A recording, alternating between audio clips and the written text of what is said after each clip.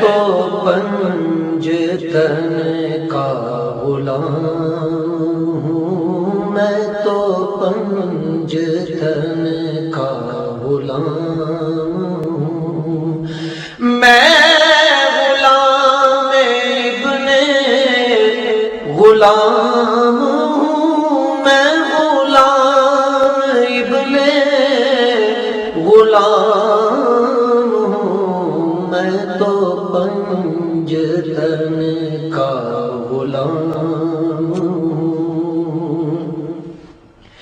مجھے عشق ہے تو خدا سے ہے، مجھے عشق ہے تو رسول سے، یہ کرم ہے سارا بطول کا، میرے منہ سے آئے مہک صدا، جو میں نام لوں تیرا جھوم کے، میں تو پنجتن کا غلام ہوں۔ ذکر پنجتن۔ ناظرین سلام علیکم، میں ہوں شوکت عابدی، آپ دیکھ رہے ہیں اپنا پسندیدہ پروگرام ذکر پنجتن۔ ناظرین، ہم لگاتار اپنے اس پروگرام کے ذریعے آپ کے سامنے فضیلت اہل بیت پیش کرنے کی کوشش کر رہے ہیں۔ یقیناً ہمارے اس پروگرام میں پیش کی جانے والی باتیں آپ کے ایمان کو تازہ اور روح کو منور کرتی ہوں گی۔ ناظرین، اس سے پہلے ہم اپنے 3 ایپیسوڈ میں آپ کے سامنے رسالت مآب جناب فاطمہ زہرا سلام اللہ علیہا اور حضرت علی علیہ السلام کے سلسلے میں اپنے مہمان مفتی ابوالعرفان صاحب قبلہ سے گفتگو کر چکے ہیں۔ آج ہم پنجتن پاک کے نورانی سلسلے کی چوتھی کڑی یعنی امام حسن علیہ السلام کے بارے میں اپنے مہمان سے بات کریں گے۔ ناظرین، فضیلت اہل بیت کے سلسلے میں سنن دارقطنی کی روایت یہ ہے کہ رسول اللہ صلی اللہ علیہ وآلہ وسلم نے ارشاد فرمایا کہ جو نماز تو پڑھے لیکن مجھ پر اور میرے اہل بیت پر درود نہ بھیجے تو اس کی نماز قبول نہیں کی جا سکتی۔ ناظرین، یہ تو نماز میں رسول و آل رسول کا مقام ہے، لیکن عام طور پر بھی جائز نہیں کہ رسول اللہ پر درود بھیجا جائے اور ان کے اہل بیت کو درود میں شامل نہ کیا جائے۔ علامہ ابن حجر مکی صواعق محرقہ میں لکھتے ہیں کہ رسول اللہ صلی اللہ علیہ وسلم نے ارشاد فرمایا کہ تم لوگ مجھ پر صلاۃ بطرہ مت بھیجا کرو۔ صحابہ نے سوال کیا، یہ صلاۃ بطرہ کیا ہے؟ آپ نے کہا اللہم صلی علی محمد کہہ کر رک جانا اور وآل محمد نہ کہنا، اسے صلاۃ بطرہ کہتے ہیں۔ اے لوگوں، تم مجھ پر اس طرح درود بھیجو، اللہم صلی علی محمد وآل محمد۔ ناظرین، محمد مصطفیٰ صلی اللہ علیہ وآلہ وسلم نے اللہ کے حکم سے دنیا والوں کو عظمت اہل بیت بتانا چاہتے تھے، اور یہی وجہ ہے کہ دنیا کا ہر مسلمان اپنی نماز میں رسول اللہ کے ساتھ ان کی آل پر بھی درود بھیج کر محمد وآل محمد صلی اللہ علیہ وآلہ وسلم کی عظمت کو بیان کرتا ہے۔ ناظرین، آئیے اب ہم بھی درود پاک اللہم صلی علی محمد وآل محمد سے اپنی بات شروع کریں۔ رسول اللہ کے پیارے نواسے، پنجتن پاک کی چوتھی کڑی، جوانان جنت کے سردار، رسول اللہ کے بیٹے حضرت علی اور جناب فاطمہ زہرا سلام اللہ علیہا کے جگر کے ٹکڑے امام حسن علیہ السلام کے بارے میں اپنے مہمان عالی جناب مفتی ابوالعرفان صاحب قبلہ لکھنوی سے۔ مفتی صاحب، آپ لگاتار ہمیں وقت دے رہے ہیں، جی آپ کا بہت بہت شکریہ۔ آج ہم لوگ بات کریں گے امام حسن علیہ السلام کے سلسلے میں، تو ہم چاہیں گے کہ آپ ان کی سیرت پاک پر کچھ روشنی ڈال کر بتائیں۔ بے شک، نہیں اس میں شکریہ کی کوئی بات نہیں ہے، تو میرے لیے سعادت کی بات ہے کہ میں اس مقدس محفل میں حاضر ہو کر کے اپنے جذبات عقیدت پیش کر کے اللہ تعالیٰ کے ہاں مراتب کا حقدار بن رہا ہوں۔ میں چاہوں گا کہ سب سے پہلے کلام اللہ کی ایک آیت سے ناظرین کو مناسب طریقے سے سمجھانے کی کوشش کروں۔ بسم اللہ الرحمن الرحیم۔ قرآن پاک میں اللہ تعالیٰ ارشاد فرماتا ہے قُلْ لَا أَسْأَلُكُمْ عَلَيْهِ أَجْرًا إِلَّا الْمَوَدَّةَ فِي الْقُرْبَى۔ اے ہمارے حبیب صلی اللہ علیہ وسلم، آپ فرما دیجئے ان لوگوں سے کہ میں تم سے کوئی بدلہ اور معاوضہ نہیں چاہتا ہوں اس دین الہی کی تبلیغ کے اوپر، سوائے اس کے کہ تم میرے اہل بیت کے ساتھ محبت کا برتاؤ کرو۔ تو اب یہ اللہ کا فرمان ہے کہ وہ رسول پاک صلی اللہ علیہ وسلم کے ذریعے سے آپ کے اہل بیت سے محبت کرنے کے لیے حکم فرما رہا ہے۔ بے شک بے شک۔ اس کے علاوہ بھی ایک دوسری آیت ہے جس میں فرمایا گیا ہے انما یرید اللہ لیذھب عنکم الرجس اہل البیت ویطہرکم تطہیرا، کہ اللہ تعالیٰ کا یہ ارادہ ہے کہ اہل بیت سے تمام ناپاکیاں اور نجاستیں دور کر کے ان کو طاہر و مطہر بنا دے۔ تو اب یہاں پر دو باتیں ہمارے سامنے آئیں، ایک اللہ تعالیٰ کا یہ ارشاد کہ محبت اہل بیت ہمارے ایمان میں داخل ہے، اور ایمان میں کیوں داخل ہے؟ اس وجہ سے کہ اہل بیت کو اللہ تعالیٰ نے طاہر و مطہر اور تمام دنیاوی برائیوں سے پاک و برائیوں اور گناہوں سے پاک بنا دیا۔ تو اب جب پاک ان کو بنا دیا گیا ہے تو اب ان کے بارے میں اگر کوئی آدمی ایسی بات کرتا ہے جو آپ کی شان کے خلاف ہے، آپ کی محبت کے بجائے عداوت کو ظاہر کرتی ہے، تو میں تو یہ سمجھتا ہوں کہ یہ اللہ تعالیٰ کے حکم کی نافرمانی ہے۔ اب اسی کے ساتھ میں چاہوں گا کہ کچھ احادیث مختصراً طور پر آپ کے سامنے اہل بیت کی عظمت کے بارے میں سامنے لے آؤں، تاکہ ہمارے سامنے جو حدیث ہے اور عظمت آج کا ہمارا عنوان امام حسن علیہ السلام۔ جی پہلے آپ اہل بیت علیہ السلام کے سلسلے میں کچھ حدیثیں پیش کرنا چاہتے ہیں۔ دیکھیے، اس میں تفسیر کشاف میں ایک طویل حدیث بیان کی گئی ہے، من مات علی حب آل محمد مات شہیدہ، جو بھی آل محمد صلی اللہ علیہ وسلم کی محبت میں قتل ہوا یا مارا گیا وہ شہید ہے۔ بے شک۔ دوسری، الا ومن مات علی حب آل محمد مات مغفورا لہ، آگاہ ہو جاؤ کہ جو شخص اہل بیت کی محبت میں فوت ہوا وہ اس حال میں فوت ہوا کہ اس کے گناہ بخش دیے گئے۔ تیسری اور ہے ومن مات علی حب آل محمد مات تائبا، سن لو جو شخص اہل بیت کی محبت پر فوت ہوا وہ تائب ہو کر فوت ہوا، یعنی اب اس کے سارے گناہ جو ہیں وہ معاف ہو چکے ہیں۔ آگے پھر فرمایا ہے الا ومن مات علی حب آل محمد مات مومنا مستکمل الایمان، آگاہ ہو جاؤ، سن لو کہ جو شخص اہل بیت کی محبت پر فوت ہوگا وہ مکمل ایمان کے ساتھ فوت ہوگا۔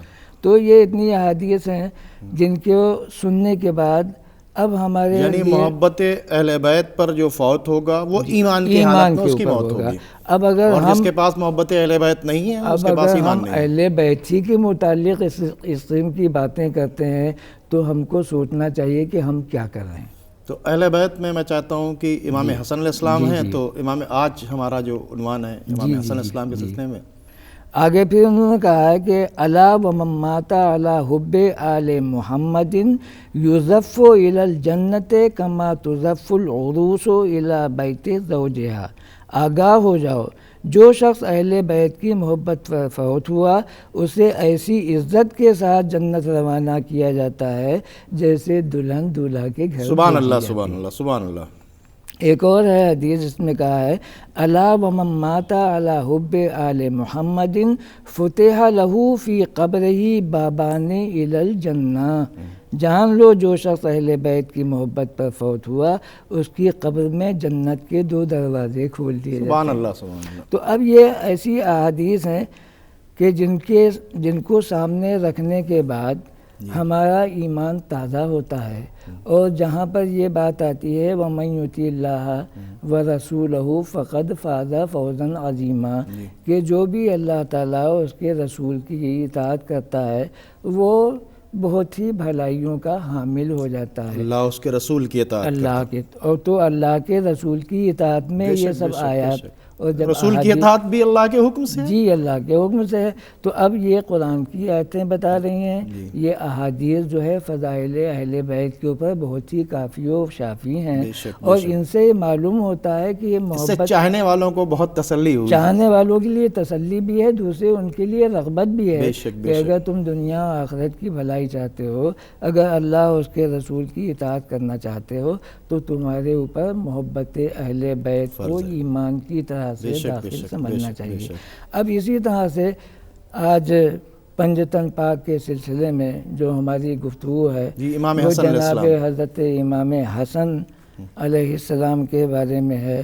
اور میں آپ کو بتانا چاہوں گا کہ نور الہی میں نور محمدی، بے شک اس نور محمدی کے جگر کا ٹکڑا حضرت بی بی فاطمہ، بے شک، اور ان بی بی فاطمہ کے جگر گوشہ جو ہیں وہ حضرت امام حسن علیہ السلام ہیں. بے شک. ادھر آپ نے رسول اللہ صلی اللہ علیہ وسلم نے ارشاد فرمایا ہے کہ انا و علی من نور واحد، کہ میں اور علی ایک ہی نور کے دو حصے ہیں.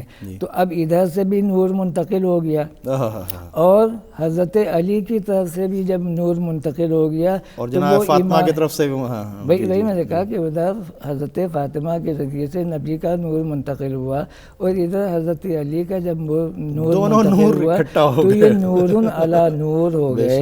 اور جب نور علی نور ہو گئے تو ہم نے پڑھا ہے کہ جب حضرت امام حسن علیہ السلام کی پیدائش ہوئی ہے تو حضرت جبریل علیہ السلام تشریف لائے اور انہوں نے کہا کہ اے نبی صلی اللہ علیہ وسلم، اللہ تعالیٰ آپ کو امام حسن کی پیدائش پر مبارکباد دیتا ہے.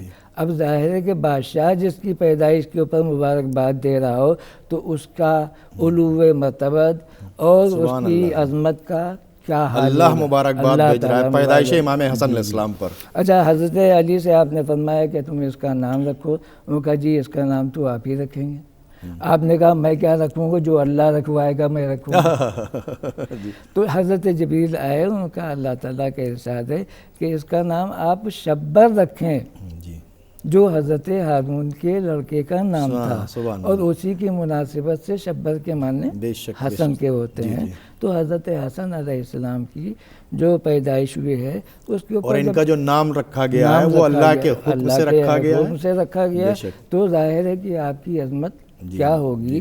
اور آپ کی عظمت کو اگر ہم دیکھیں تو نبی صلی اللہ علیہ وسلم کو آپ سے جو محبت تھی اور آپ کو جو ان سے لگاؤ تھا اس کو ہم یوں بیان کریں گے کہ جب بھی آپ نماز میں کھڑے ہوتے تھے، جب حضرت امام حسن علیہ السلام آپ کی پشت مبارک پر آ جاتے تھے تو آپ اپنی نماز میں سجدے کو طول لے دیتے تھے، اور آپ کو اس بات کا پورا احساس ہوتا تھا کہ حضرت امام حسن علیہ السلام کو کوئی غضب نہ پہنچے اور ان کے دل کو کوئی ٹھیس نہ پہنچے. سبحان اللہ سبحان اللہ. تو اب جب نبی صلی اللہ علیہ وسلم کا یہ برتاؤ ہے تو اس صاحبزادے کی شان کیا ہو سکتی ہے. سبحان اللہ سبحان اللہ. اور نبی صلی اللہ علیہ وسلم نے جگہ جگہ پر آپ کی عظمت کا اظہار کیا ہے. ایک موقع پر ہم یہ دیکھتے ہیں کہ آپ کندھے پر تشریف فرما تھے، ادھر سے کوئی شخص گزرا تو اس نے کہا کہ کیا ہی اچھی سواری ہے. تو نبی صلی اللہ علیہ وسلم اس کے جواب میں کیا فرماتے ہیں کہ تم نے سواری تو دیکھ لی، یہ دیکھو کہ سوار کون ہے. سبحان اللہ سبحان اللہ. تو نبی صلی اللہ علیہ وسلم کا یہ ارشاد فرمانا کہ تم سوار کو بھی دیکھو کہ کتنا باعظمت ہے اور اس کی سواری کی وہ خالی مت دیکھو. تو یہ حضرت امام حسن علیہ السلام کے لیے بہت ہی باعث برکت ہے، باعث عظمت ہے، اور ان کی محبت کو ہم کو اپنے دلوں میں جگہ دینا چاہیے اگر ہم دنیا و آخرت کی بھلائیوں کے حقدار بننا چاہتے ہیں اور نبی اور اللہ کی اطاعت میں شامل ہونا چاہتے ہیں. تو یہ پنجتن پاک میں یہ چوتھی ذات تھی جس کے بارے میں ہم اس وقت آپ سے گفتگو کرنے کے لیے بیٹھے ہوئے ہیں. مفتی صاحب ہم یہ پوچھنا چاہتے ہیں کہ آپ سنا بہت احتیاط سے دسترخوان سجاتے تھے جی جی جی، تاکہ مہمان آ کر اس سے استفادہ کریں جی اور اس جی پر ان کا پیٹ بھرا جا سکے، جی جی جی، اور ان کا دسترخوان عام لوگوں کے لیے تھا، چاہے کوئی مسافر ہو چاہے کوئی بھی ہو۔ جی اس کے سلسلے میں تھوڑا سا بتائیے کہ دیکھیے آپ کا جو برتاؤ تھا وہ اخلاق نبوی کے اوپر منحصر تھا، بے شک گویا کہ آپ عکس نبی تھے، بے شک اور احادیث میں آیا ہے کہ حضرت امام حسن علیہ السلام اوپر کے حصے میں نبی سے بہت زیادہ بے مشابہت شک رکھتے بے تھے۔ شک بے شک تو اب یہاں پر یہ آدھا آدھا جو ہوا ہے جی جی، امام حسن امام حسین امام حسن اور امام حسین میں، اس کی میں یہ وجہ جاننا چاہوں گا کہ ظاہر ہے کہ نبی صلی اللہ علیہ وسلم کا مثل تو کوئی بھی نہیں بے ہو شک سکتا، بے شک بے شک لیکن یہاں ان کے جانے کے بعد بھی ان کی امت کے لیے کوئی ایسا ہو کہ جو آپ کے سامنے آئے تو نبی کی یاد تازہ ہو جائے، تو حضرت امام حسن اوپری حصے میں نبی صلی اللہ علیہ وسلم سے مشابہت رکھتے تھے۔ تو جب ظاہری طور پہ مشابہت رکھتے ہیں تو باطنی طور پہ بھی مشابہت ہونا چاہیے، اور باطنی طور پہ جو اخلاق نبی ہیں ان کا بھی عکس آپ کے اندر پڑنا چاہیے۔ تو نبی صلی اللہ علیہ وسلم مہمانوں کی جو عزت و عظمت کرتے تھے اس کا پورا اثر آپ کے اندر پایا جاتا تھا کہ آپ نے اپنے در دولت کے اوپر سب سے اوپر آگ جلوا رکھی تھی، تاکہ اس کی روشنی دیکھ کر کے اگر کوئی بھولا بھٹکا مسافر ہو اور اس کو کہیں ٹھکانہ نہیں مل رہا ہو تو وہ رات میں یہاں آ جائے اور یہاں کھانے میں حاضر ہو کر شرکت کر کے اپنی حاجت کو پورا کرے، اور پھر آپ کو آپ کا اخلاق جو ہے وہ بھی اسی طرح سے ہم آپ کی سخاوت میں دیکھتے ہیں کہ احادیث میں لکھا ہوا ہے 3 بار تو ایسا ہوا کہ آپ نے اپنا آدھا سامان اللہ کے راستے میں اللہ کے بندوں پہ خرچ کر دیا، اسی طرح سے آپ نے کئی بار اپنا پورے کا پورا سامان لوگوں کو دے دیا۔ تو اب یہ سنا اپنی جراب تک جو ہے جو رابطہ جب پورے سامان میں جراب بھی شامل ہو گئے، سب کچھ یہاں تک سب شامل ہو گیا، تو یہ اخلاق نبی تھا، اور یہ اخلاق نبی ہی ہمارے لیے سنت ہے۔ حج سے بھی آپ کو محبت تھی؟ آپ نے 25 حج کیے، 25 حج آپ نے پیادہ کیے، پیدل حج کیے، اور ایک مرتبہ آپ حج کے لیے تشریف لے جا رہے تھے تو آپ کے پاؤں میں آبلے پڑ گئے، اور آپ کے سلسلے میں نبی پاک صلی اللہ علیہ وسلم کی بہت سی احادیث ہیں۔ ایک مرتبہ نبی کریم صلی اللہ علیہ وسلم ممبر پر بیٹھے ہوئے تھے اور حضرت حسن علیہ السلام بھی وہاں پہنچ گئے، آپ ان کے پاس بیٹھے تھے تو آپ نے فرمایا کہ یہ میرا بیٹا ہے، یہ میرا بیٹا ہے جو میری امت کے 2 گروہوں میں صلح و صفائی کروا کر کے ان کے اندر خونریزی سے ان کو بچائے گا۔ سبحان اللہ۔ تو اس کے مطلب امام حسن علیہ السلام نے تخت خلافت سے جو دستبرداری کی جی جی اس واسطے کہ تخت اور تاج کی ضرورت نہیں ہے، بے شک بے شک، امت میں خونریزی نہ ہونے پائے، یہی ان کے لیے جی ان کے ایمان کی بلندی کا، ان کے تقوی کا اور سنت رسول پر چلنے کا نتیجہ تھا۔ تخت خلافت پر ٹھوکر مار دیا، تخت خلافت، لیکن صلح کو جو ہے میں آپ کو بتانا چاہوں گا کہ حضرت علی رضی اللہ تعالی عنہ کے بعد حضرت امام حسن کو خلیفہ مقرر کیا گیا، اور آپ نے 6 مہینے تک کے خلافت کو باقی رکھا، لیکن آپ کے سامنے نبی کریم صلی اللہ علیہ وسلم کا یہ فرمان تھا 30 سال کے بعد ملوکیت آ جائے گی۔ لوگوں کا جھکاؤ بھی تو ملوکیت کی طرف ہو گیا تھا، اور ملوکیت جو ہے اس میں نفسانیت تھی اور دنیا داری تھی اور ظلم و تعدی تھا۔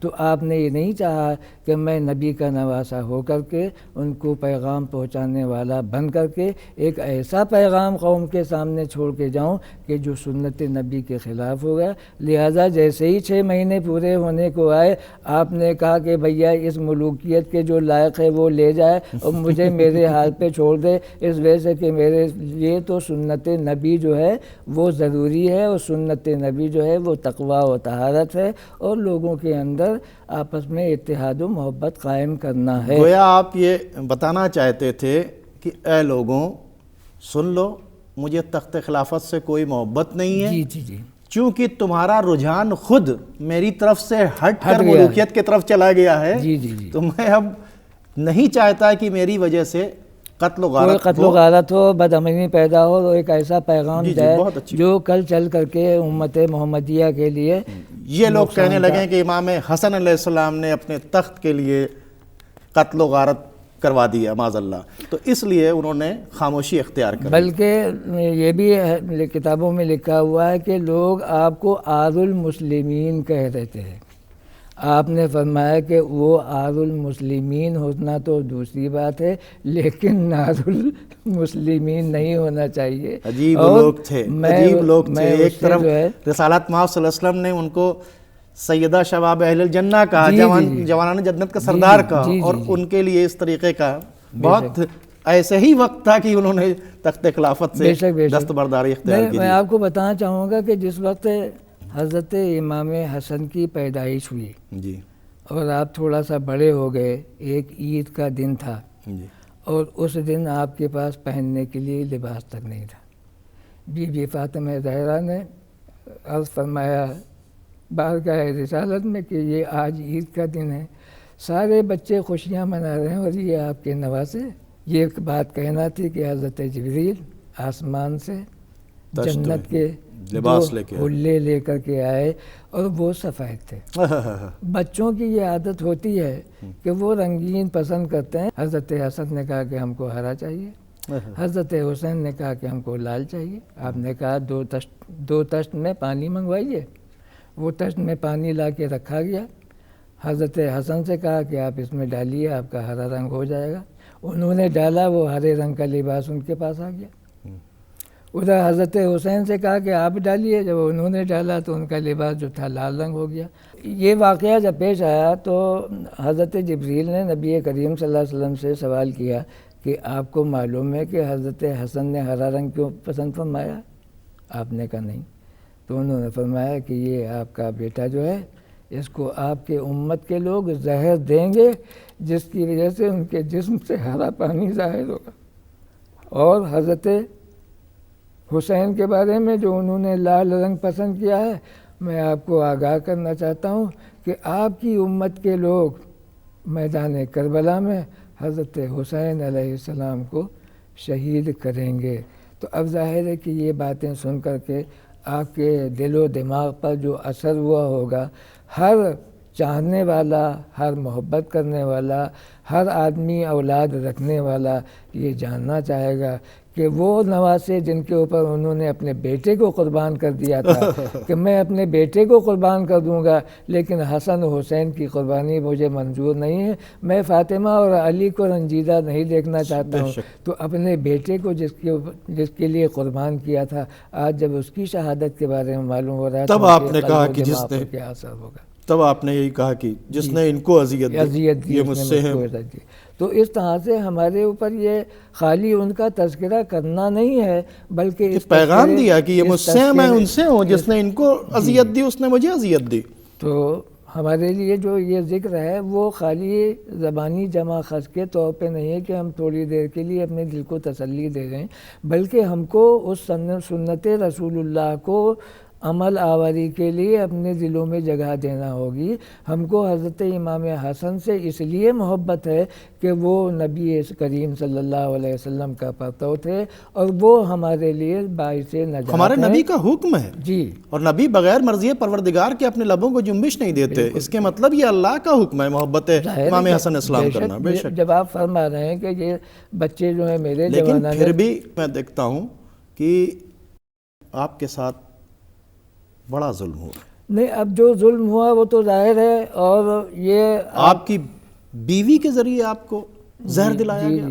نہیں، اس کے پیچھے بھی وجوہات تھیں، اور چونکہ یزید سے آپ کا ایک مناقشہ جاری تھا اور آپ ولی عہدی ہے یزید کو کے لیے، تو یہ اس سلسلے میں ہوا، لیکن جیسا اس نے کیا ویسا اس نے پایا۔ اور حضرت امام حسن کے جو درجات بلند ہوئے ہیں وہ ان کی خاموشی تھی، یہاں تک کہ حضرت حسین کے بار بار پوچھنے پر بھی آپ نے نام ظاہر نہیں فرمایا۔ آپ کی یہ بھی خواہش تھی کہ آپ کو نبی کے جوار میں دفن کیا جائے۔ جی۔ تو اب اس میں بھی لوگوں نے کیا، مروان نے جس طرح سے ان کے ساتھ برتاؤ کیا، ان کے اوپر تیروں کی بوچھار کی، تو یہ تو انتہائی دہشت گردی والا معاملہ تھا۔ जनाज़ा इमाम हसन अलैहिस्सलाम पर मरवान बिन हकम आज ने तक तारीख में कोई ऐसा वाक़या नहीं है कि मरने के बाद किसी की ऐसी बेइज्जती की गई हो और किसी के साथ ऐसा सलूक किया गया हो। तो मैं समझता हूँ कि ये सब पहला जनाजा है जी, वो भी पंजतन पाक में इमाम हसन अलैहिस्सलाम का, बेशक। कि जिनके ऊपर तीरों की बारिश उस वक्त की गई जब आपका जनाजा जा रहा था जी जी और आपको अपने नाना के पहलू में नहीं दफन जगह करने नहीं दी गई जी। मुफ्ती साहब, कुछ लोग ये कहते हैं कि इमाम हसन अलैहिस्सलाम के और इमाम हुसैन अलैहिस्सलाम के दोनों के नेचर में जी फ़र्क था और इमाम हसन अलैहिस्सलाम सुलह पसंद थे और माज़अल्लाह इमाम हुसैन अलैहिस्सलाम सुलह पसंद नहीं थे। जी, तो इस सिलसिले में आप थोड़ा सा हमारे नाज़रीन को ऐसा कहना मुनासिब मुझे नहीं मालूम होता है, इस वजह से कि नबी सल्लल्लाहु अलैहि वसल्लम से आधी मुशाबहत हज़रत हसन को थी और आधी हज़रत हुसैन को थी। इसी तरह से खुसूसियात भी आधी आधी बटी होंगी। जी जी बिल्कुल। तो हज़रत हुसैन की जो सुलह पसंदी है वो उस वक्त के हालात के एतबार से थी जब सुलह इमाम हसन अलैहिस्सलाम की। हज़रत इमाम हसन के हालात ऐसे थे कि जिसमें सुलह पसंदी जो थी उस वक्त कारआमद हो सकती थी। लेकिन हज़रत हुसैन अलैहिस्सलाम के ज़माने में वो हालात नहीं थे कि जिसमें ये सुलह पसंदी इख्तियार की जाए। इसमें तो फिर जब आपके ऊपर हमला हो रहा है और आपको मजबूर किया जा रहा है कि एक ज़ालिम व फासिक से आप बैत ले लें, तो ऐसे में अगर आप सुलह पसंदी से काम लेते तो वो हक़ानियत बाकी नहीं रहती। और इस तरह से हज़रत इमाम हसन अलैहिस्सलाम ने पहले से अपनी रोशन ज़मीरी से कुछ बात को समझ रखा था, लिहाजा हज़रत कासिम को एक तावीज़ दिया था कि कभी ऐसे हालात आए कि जिससे तुमको निकलना दुश्वार मालूम हो रहा हो तो तुम वो तावीज़ खोल करके देख लेना। अब जब ये करबला के मैदान में हज़रत कासिम को रोका जा रहा था और हज़रत इमाम हुसैन इजाज़त नहीं दे रहे कि तुम तो मेरे भाई की निशानी हो, मैं उसको ज़ाहिर नहीं करना चाहता हूँ, तो उन्होंने जब वो तावीज़ खोला तो उसमें वो वसीयतनामा था जो हज़रत इमाम हुसैन अलैहिस्सलाम के मुताल्लिक़ था और आपने उनसे कहा था कि देखो मैं नहीं हूँ, लेकिन मेरे न होने से तुमको परेशान नहीं होना चाहिए, मैंने अपने बेटे कासिम को कायम मकाम बना रखा है जो मेरी जगह तुम्हारी मदद के लिए हर वक्त खड़े रहेंगे। तो कुल मिला के आप बताना चाहते हैं इमाम हुसैन अलैहिस्सलाम ने इमाम हसन अलैहिस्सलाम की सुलह से खामोश रह के उनको साथ दिया। जी जी। और करबला में वो नहीं मौजूद थे तो उन्होंने अपने बेटे की नियाबत के ज़रिए करबला की तस्दीक की। इस तरह दोनों की राय में इत्तेफाक है और इख्तलाफ नहीं है। मतलब दीन की हिफाजत में और उम्मत की इस्लाह में और उम्मत की हिफाजत में कहीं हमको सुलह से काम लेना पड़ेगा और जब सुलह से काम नहीं बनने वाला हो तो सीना सपर बनकर से सामने तन के खड़ा भी होना पड़ेगा। ये नबी सल्लल्लाहु अलैहि वसल्लम के ज़माने में भी हुआ, कभी आपने सुलह की, सुलह हुदैबिया हुई, और कभी आप मैदान में निकल आए जैसे जंग बद्र में हुआ, जंग उहद में हुआ। तो वही हालात हमको यहाँ भी दिख रहे हैं कि नबी सल्लल्लाहु अलैहि वसल्लम की भी पेशीन गोई थी कि ये सुलह करवाएंगे और नबी सल्लल्लाहु अलैहि वसल्लम की पेशीन गोई थी कि कत्ल हुसैन होगा करबला में। जो कुछ होना था वो पता था सबको, इसलिए उन्होंने खामोश रहकर सपोर्ट किया। जी जी। और उन्होंने तावीज़ लिखकर। नाजरीन, अभी आपने हमारे मेहमान जनाब अबुल इरफान फरंगी साहब क़िबला लखनवी से इमाम हसन अलैहिस्सलाम की हयात तैयबा के बारे में कार आमद बातें सुनी। अब हमारे प्रोग्राम का वक्त ख़त्म होता है। हम आपसे अनवर कमाल इलाहाबादी के इन अशार के साथ इजाज़त चाहते हैं। एक कांधे पर है शब्बर, एक पर शब्बीर है, सबसे अच्छी यह रसूल अल्लाह की तस्वीर है। गौर से दोनों के माथे की लकीरों को पढ़ो, साफ दस्ते हक से लिखी आए तथीर है। सुभान अल्लाह, सुभान अल्लाह। नाजरीन, खुदा हाफिज़। पंजतन का गुलाम